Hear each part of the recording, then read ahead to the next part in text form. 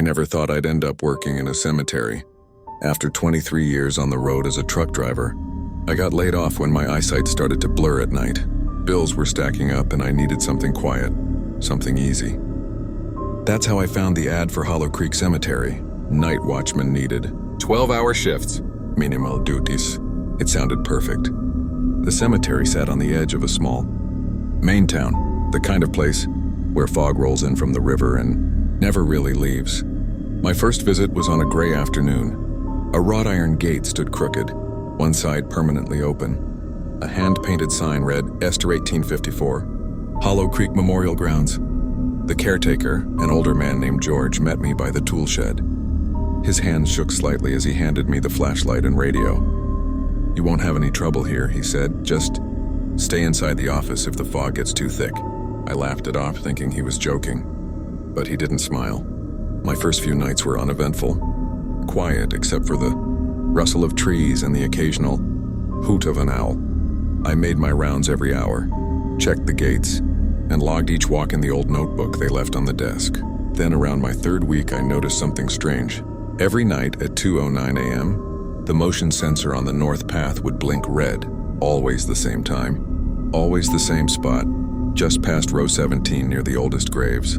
At first I figured it was a raccoon or a fox, but when I checked the security feed, the monitor showed only fog, thick, swirling, and heavy.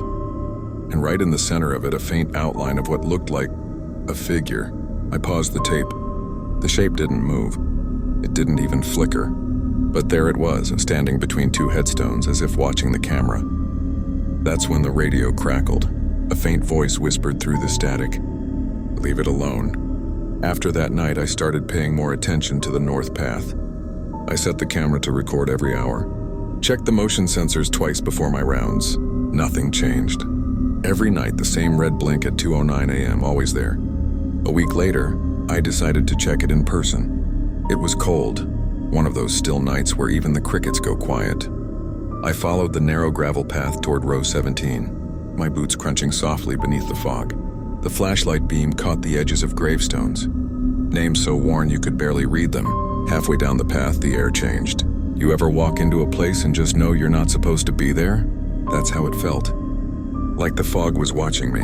I stopped near the old angel statue, the one covered in moss and bird droppings. The motion light overhead flickered twice, then went dark. My radio hissed. "Control, you reading?" I said.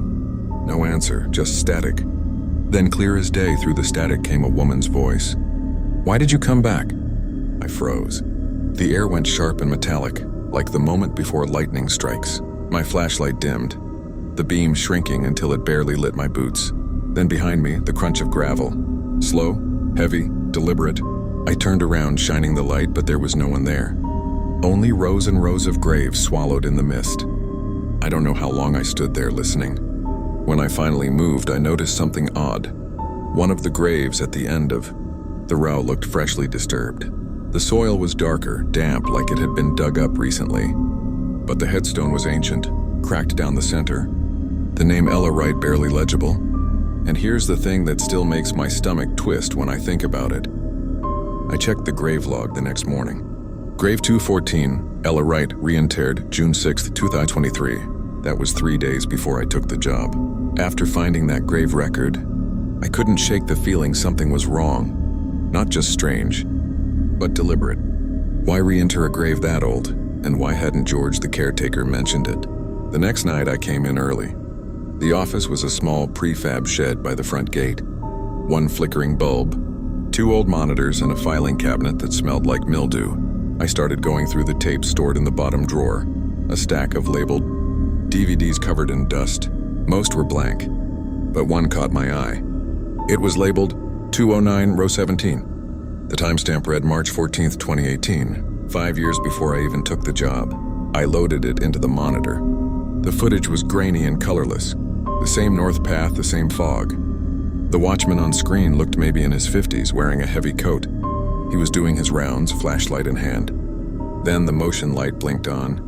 He turned toward the north path and froze. At the edge of the frame, a figure stood, pale, motionless, facing the camera. The fog pulsed around it like breath.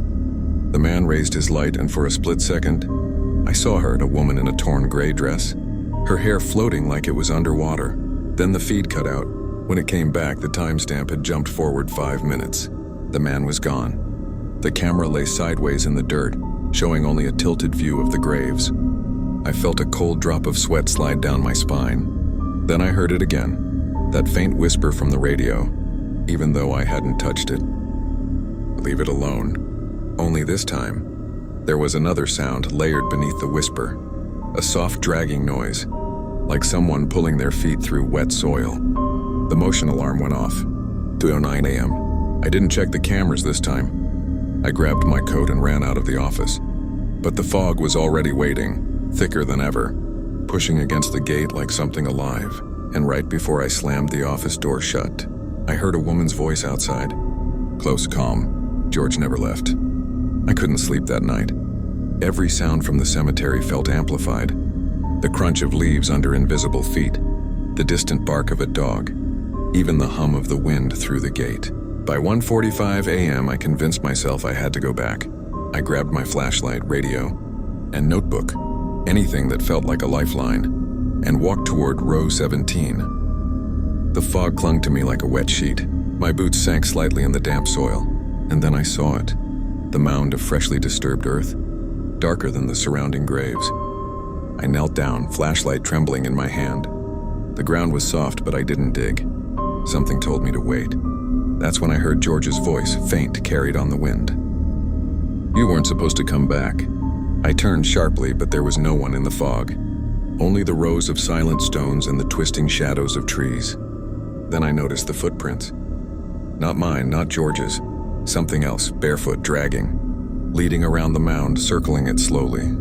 I followed them with my flashlight, heart hammering, and froze. A shape emerged from the fog, George.